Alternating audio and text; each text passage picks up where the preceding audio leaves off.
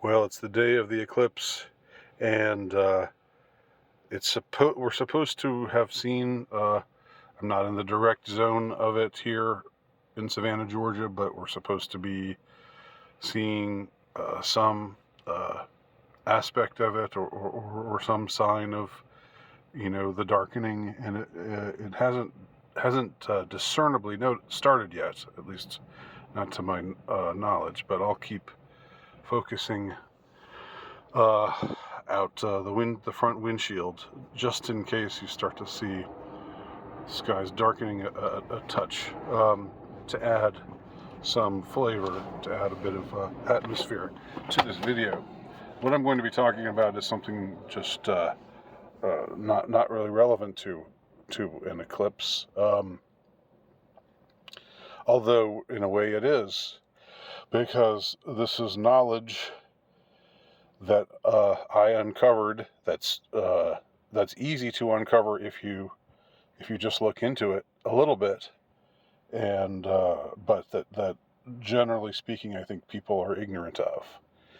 And this is this concerns popular culture. This concerns two 80s movies. This concerns moreover two 80s movies directed by John Hughes, of course the famous or infamous director of so many movies that were loved and adored by teens and young people during the 80s. But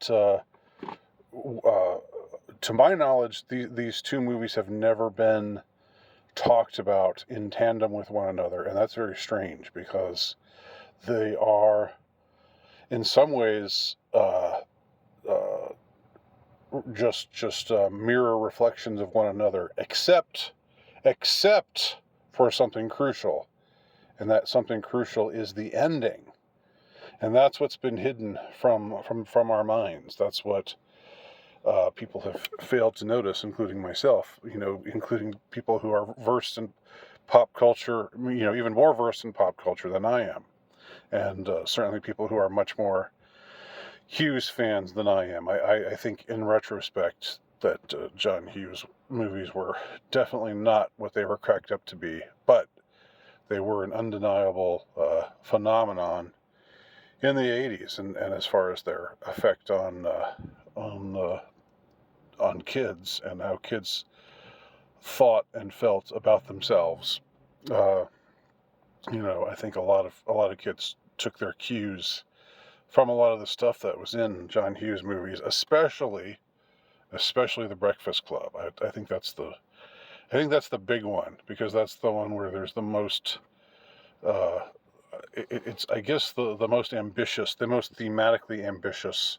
It's the one where that deals the most with issues, and their characters talking and presenting uh, you know their struggles from all different positions on the social hierarchy of the school.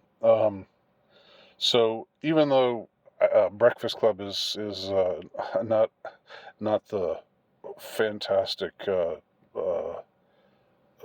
work of art that I thought it was when I was 15 years old, I think it's still worth watching. And if there was one John Hughes movies I would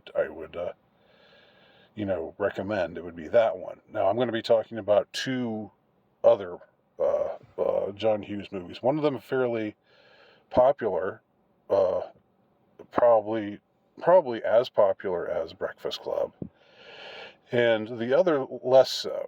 And the two movies are, first of all, Pretty in Pink, starring Molly Ringwald and John Cryer and Andrew McCarthy.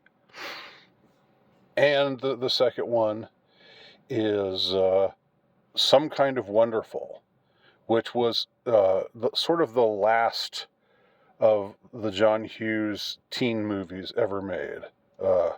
And it didn't. I think it's much less known. But it starred Eric Stoltz, Mary Stuart Masterson, and Leah Thompson. Okay, so both of these movies feature a love triangle.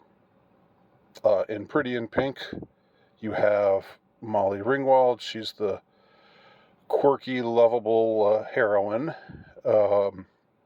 and she has a best friend who, of course, has a thing for her, played by John Cryer. His character called Ducky, who I think everybody who sees Pretty in Pink would agree that Ducky, or the Duck Man, pretty much steals the show. I mean, it's his movie.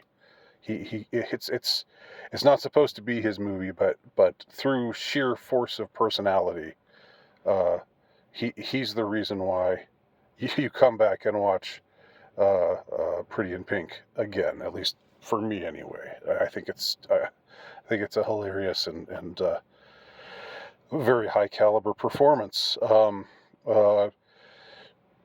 John Cryer's character is certainly nerdy and certainly spastic, but very likable. And of course, as I said before, he's got a thing for Molly Ringwald's character. Molly Ringwald's character pines after Andrew McCarthy's character. Andrew McCarthy's character, who I remember is named Blaine, is this very popular, very handsome, very well dressed, preppy guy. The height of the high school hierarchy, and so there you see the love triangle. And what happens in Pretty in Pink is, without going into the plot too much, and getting too intricate or involved with the specific things that happen in the story, Molly Ringwald and Andrew McCarthy actually start dating, and it looks like they're going to make it as a couple. And then Andrew McCarthy, due to social pressure from a really despicable friend of his, who this character also steals the show. This is, what's his name? Can't remember the actor's name, but he's just the most douchebaggish preppy guy from the 80s. You see him, and he's been in other things. I just can't think of his name right now. So just shout it at the video for me. But he finds a way to twist Andrew McCarthy's arm and make him pressure him into not seeing Molly Ringwald anymore. And so Andrew McCarthy's character bows to social pressure and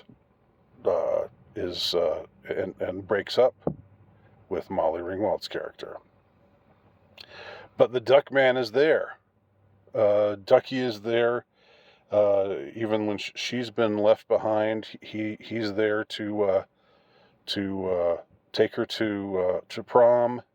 In fact, she's left. I think the scene. There's an actual scene where she's sort of left behind at prom all by herself, and then the Duck Man shows up gallantly and takes her arm, and so you would think that the movie would end with Molly Ringwald deciding, well, Ducky, my friend Ducky, he's been my friend for a long time, but now I see, because of his loyalty to me, because of the honor that he's shown, because of various things, that he's the one more worthy of my affection. And you would think that the movie would end with the two of them together. But guess what? It doesn't end that way. Because when they showed this movie, Pretty in Pink, to test groups, they didn't like that ending. The test groups, the test audiences they showed it to, they didn't want Molly Ringwald to end up with the dork, the nerd, the spaz. They wanted her to end up with the hot guy. So what they did, instead of having it end with Molly Ringwald and John Cryer being together, they had Andrew McCarthy repent of what he's done and tell off his obnoxious douchebag friend, and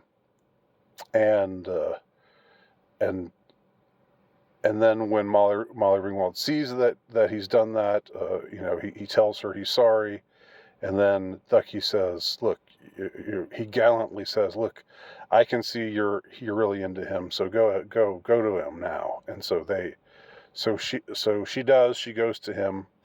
The movie throws Ducky a bone at the last minute, because after Molly Ringwald, the love of his life, the girl he's been pining for years, after she leaves him to go for this no good guy who's supposedly repented, but who is very handsome and very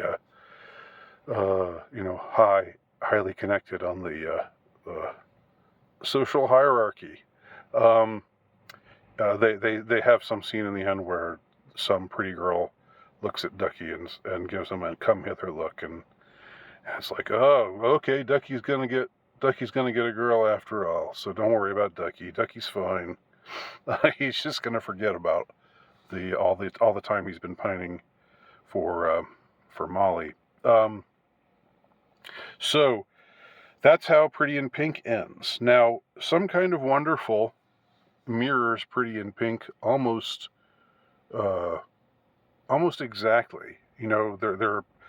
The particulars are different, but it's again about a love triangle, and in this case, the love triangle is, or the main character of the movie is Eric Stoltz. Eric Stoltz is, we're supposed to think he's like, even though he was a extremely good-looking guy, we're supposed to think he's like this nerd, this like artsy outcast, because he likes to paint and he works a blue-collar job. It's very unbelievable. I think Molly Ringwald as a character, I never really saw her as a great beauty, so I think it was more believable as just to have her be this somebody who's not on the top rung of the hierarchy, because again, she's not ugly, but she's not what I would call a beauty queen. But in this case, you got Eric Stoltz, male model, actually in his mid-20s, gorgeous eyes and all, no homo, Eric Stoltz. But we're supposed to think he's a high school actor. We're supposed to think he's in high school, first of all. He's obviously not. Obviously, all the characters in Some Kind of Wonderful are way too old to be high school students. That's sort of the case with most high school movies in the 80s, but especially with this one, with Some Kind of Wonderful. So the premise of Some Kind of Wonderful is Eric Stoltz has a pal who's like this tomboy girl. She likes to drum. And I don't know whether Mary Stuart Masterson, the person, is, I don't know if she actually had an ample chest, and they just tried to make her look more flat-chested and more boy-like. But in the movie, she wears, like punkish boy clothes, and she's got short hair. She gets taunted for being a lesbian, which is a scene you wouldn't have in today. I mean, in a movie today, she would be a lesbian, but in the 80s, that wasn't. They didn't go there usually. No, so she is Eric Stoltz's friend, but it's obvious that she's carrying a torch for him, and she's into him.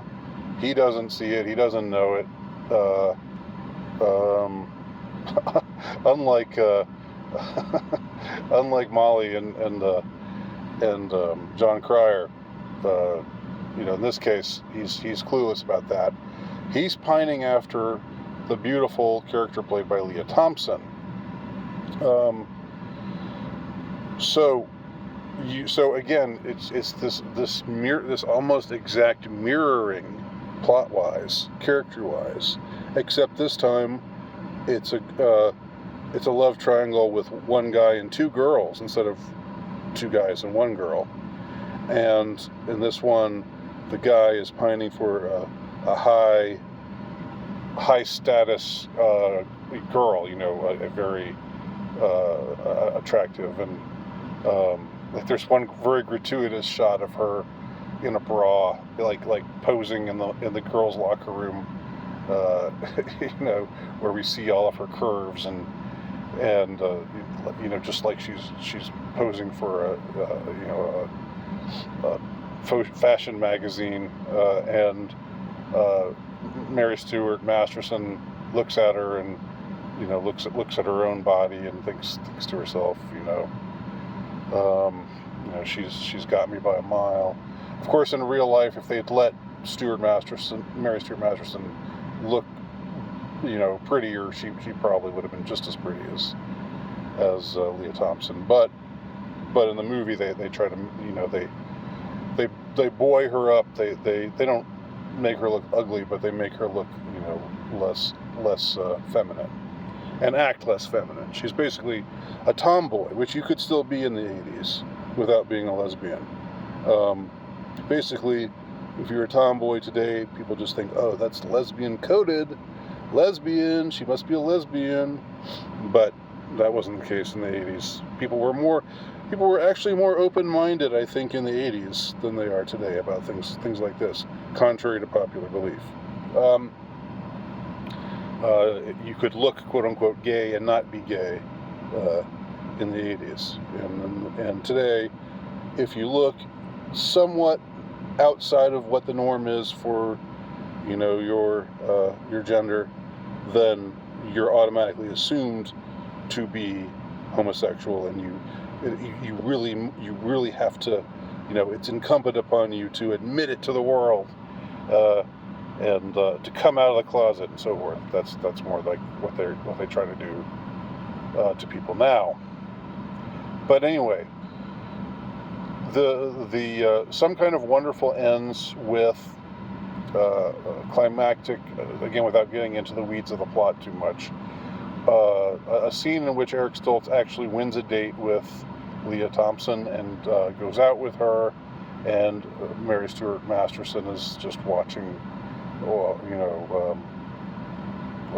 from the shadows, jealously, and you think they're going to wind up together, and in fact they do. They actually kiss at one point, and so it looks like the supposedly the artsy boy who wasn't popular, even though he's like I said, male model looks. But putting that aside, the artsy boy, wins over the popular girl, and it looks like they're going to be a couple. But at the end, the very reverse of what happened in Pretty in Pink takes place in Some Kind of Wonderful. At the end of Pretty in Pink, the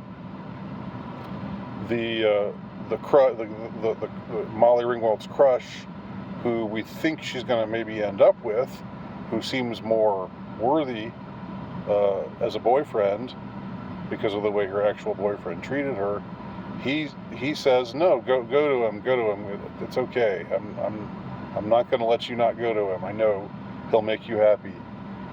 And in Some Kind of Wonderful, it's the exact opposite.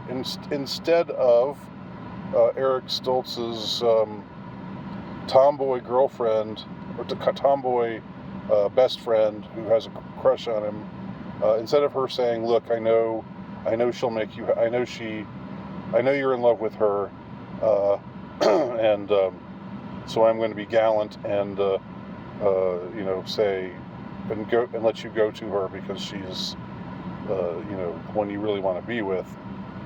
Instead, it's revealed that Eric Stoltz suddenly sees Mary Stuart Masterson, the tomboy, as the real love of his life. And it's Leah Thompson, the beauty queen, who says, look, take these earrings you bought for me and give them to her. I think she's the one you really wanted all along and just maybe didn't know it. So, in conclusion, what happens? What happens at the end of Pretty in Pink is that the girl ends up with the gorgeous, popular guy, and ends up leaving behind her friend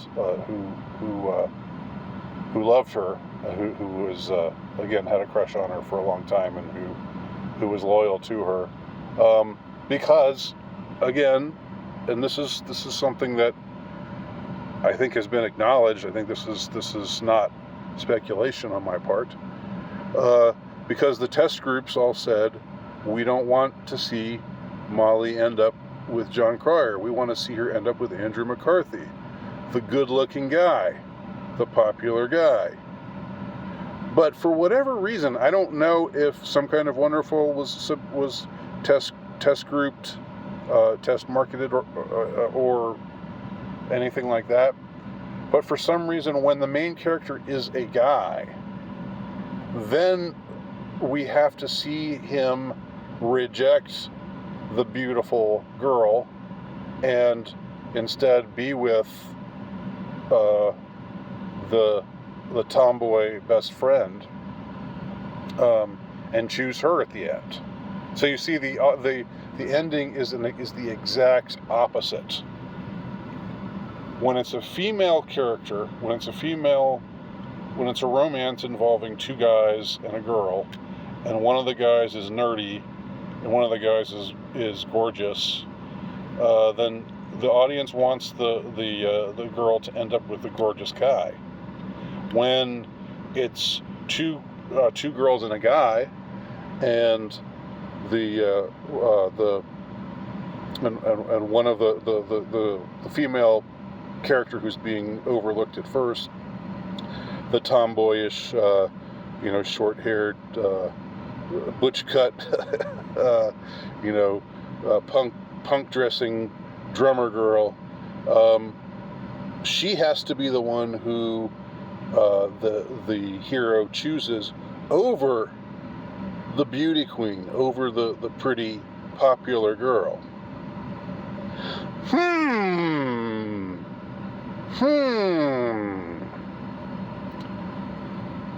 Isn't that interesting? Why do you suppose that is? I have a theory. Okay?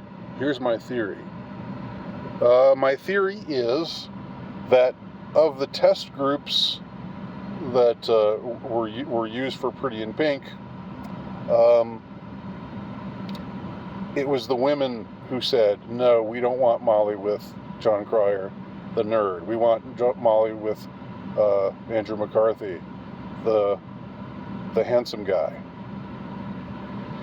And it's my guess that if there were test groups, again, this is speculation, but if there were test groups for Some Kind of Wonderful, it was probably overwhelmingly the female contingent, the ones who related more to because you're supposed to relate. You kind of do, if you're a girl watching this movie, you're pining for Eric Stoltz, so you're relating to the girl who wants to be with him but can't be with him, and you sort of are hostile towards, or you are jealous of the girl that he really wants to be with, the pretty popular girl.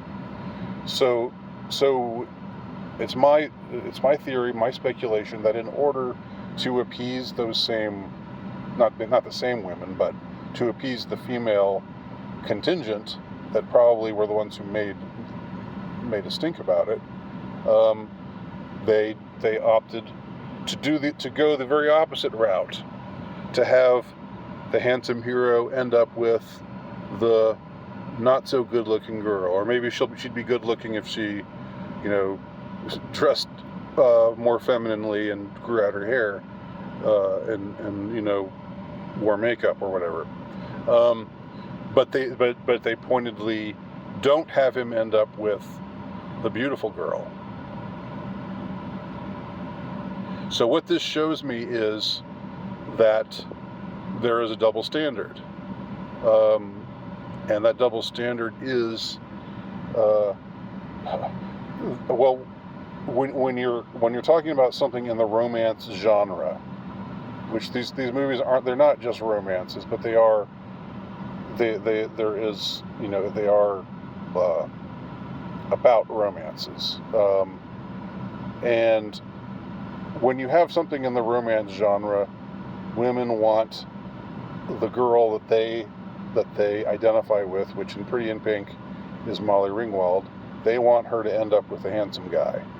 They don't want her to end up with the nerdy guy, even if the nerdy guy is way more worthy of the heroine. They want things to be worked out so that, you know, even if the handsome guy did some things he shouldn't have done, that he feels sorry about it, and all that gets worked out, and then she ends up with him. Instead of her saying to him, "Look, you screwed me over before. You probably screw me over again. I know I can't trust you. I'm going to stick with Ducky, you know, the nerdy spaz who I know is a good guy." No, they don't want that. They want her to go with the hot guy.